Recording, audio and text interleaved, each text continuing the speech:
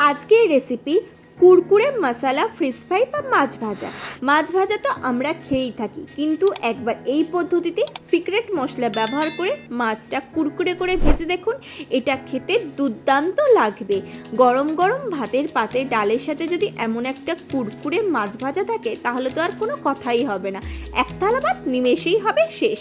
এখানে আমি একটা সিক্রেট মশলা ব্যবহার করেছি যেটা এই মাছ ভাজার স্বাদকে দ্বিগুণ করে তুলবে। খুব সহজে ইজিলি এই মাছ ভাজাটি বাড়িতে তৈরি করে নেওয়া যায়। এটি তৈরি করার জন্য আমি প্রথমে একটা প্লেট নিয়ে নিয়েছি, তাতে আমি নিয়ে নিচ্ছি মাছ। আপনারা যে কোনো মাছ নিতে পারেন, আমি এখানে যে খয়রা মাছ হয় সেই মাছ নিয়েছি। আপনারা তেলাপিয়া, ইলিশ, ভেটকি, পমফ্রেট যে কোনো মাছে এই ফিশ ফ্রাইটা করতে পারে।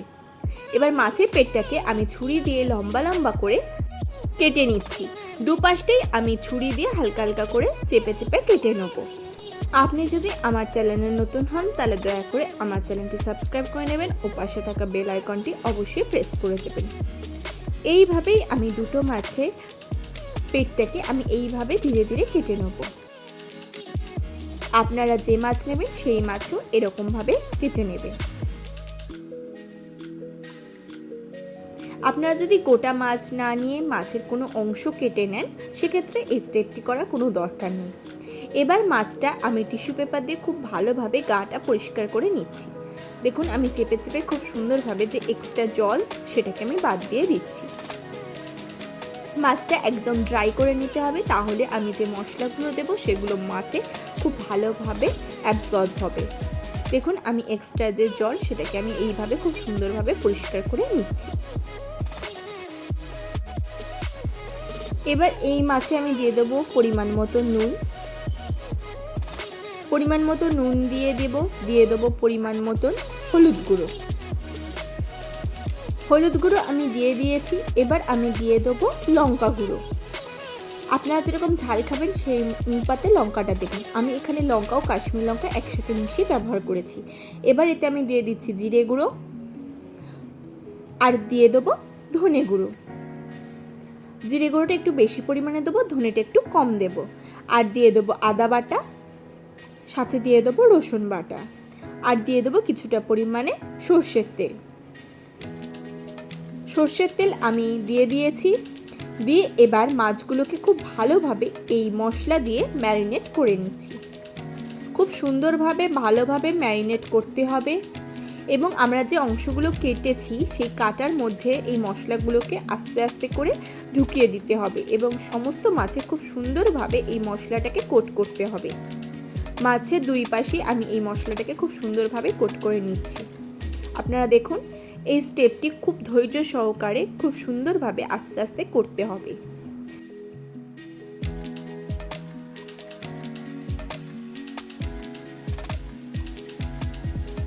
তবেই সব মাছে মশলাটা খুব সুন্দরভাবে কোট হবে এবং সব জায়গা থেকে মশলাটা স্বাদ পাবেন। দেখুন খুব ভালোভাবে আমি মশলাটা কোট করে নিচ্ছি, এবং যে কেটে রাখা অংশতে এই মশলাগুলোকে ধীরে ধীরে ভরে দিচ্ছি। এইভাবে মশলাটাকে আমি ম্যারিনেট করে 15 মিনিট বাইরে রেখে দেবেন রেস্টে, বা 8 ঘন্টার জন্য ফ্রিজেও রেস্টে রাখতে পারেন। তবে ফ্রিজ থেকে বের করে সঙ্গে সঙ্গে ভাজা যাবে না, কিছুক্ষণ রেখে তারপরে ভাজবেন। আমি এই মশলাটা কোট করে মাছটাকে 15 মিনিটের জন্য রেস্টে ম্যারিনেট করে রেখে দেবো। 15 মিনিট পরে আমি এই মাছটাকে ভাজবো। 15 মিনিট হয়ে গেছে, আমি গ্যাসে কড়া নিয়ে নিয়েছি, তাতে আমি সর্ষের তেল দিয়ে দিয়েছি। তেলটাকে আমি কড়াই খুব ভালোভাবে স্প্রেড করে নেবো। তেলটা গরম হয়ে যাওয়া পর্যন্ত অপেক্ষা করব। দেখুন তেলটা গরম হয়ে গেছে। এবার আমি ম্যারিনেট করা মাছটাকে এই তেলে দিয়ে দিচ্ছি। এক এক করে আমি মাছগুলোকে দিয়ে দেবো। দিয়ে খুব সুন্দরভাবে লো ফ্লেমে উল্টে পাল্টে ভেজে নেব। একদিকটা ভাজা হয়ে গেলে আমি উল্টে দিয়ে অপর পাশটাকেও ভেজে নেব।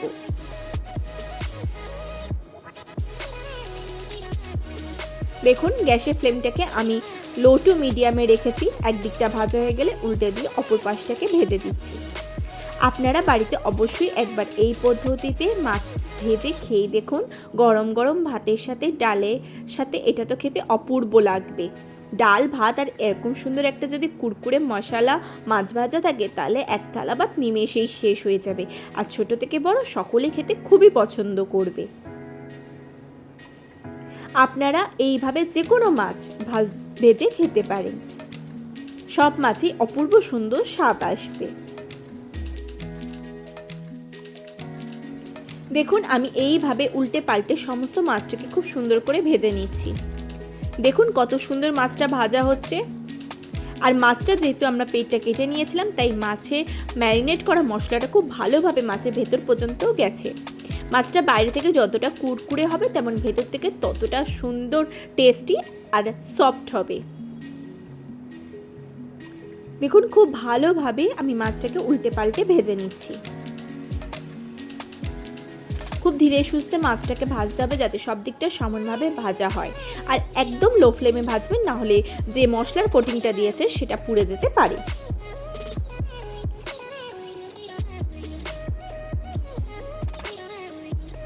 দেখুন আমি উল্টে পাল্টে এইভাবে দুটো মাছকে খুব সুন্দরভাবে ভেজে নিয়েছি। দেখুন মাছটা আমার ভাজা হয়ে গেছে। এবার মাছটাকে আমি সাইডে করে এক্সট্রা তেলটাকে বাদ দিয়ে মাছটাকে আমি প্লেটে তুলে নেব। দেখুন আমি মাছটাকে প্লেটে তুলে নিচ্ছি। এইভাবে আমি দুটো মাছকে খুব সুন্দরভাবে ভেজে নিয়েছি এবং মাছ দুটোকে তুলে সাইডে রেখে দিচ্ছি। এইভাবেই আমি দুটো মাছকে ভেজে প্লেটে তুলে নিয়েছি। এবার মাছটাকে আমি নিয়ে নিয়েছি। এবার এতে সেই সিক্রেট মশলাটা দেব, যেই মশলাটা এই মাছ ভাজার স্বাদকে আরও বাড়িয়ে দেবে, সেটা হলো চাট মশলা। আমি এখানে সানরাইজের চাট মশলা ব্যবহার করেছি, যেটা টেস্ট খুব সুন্দর হয়। আপনারা যে কোনো চাট মশলা ব্যবহার করতে পারেন। এবার এতে আমি চাট মশলা ছড়িয়ে দিচ্ছি।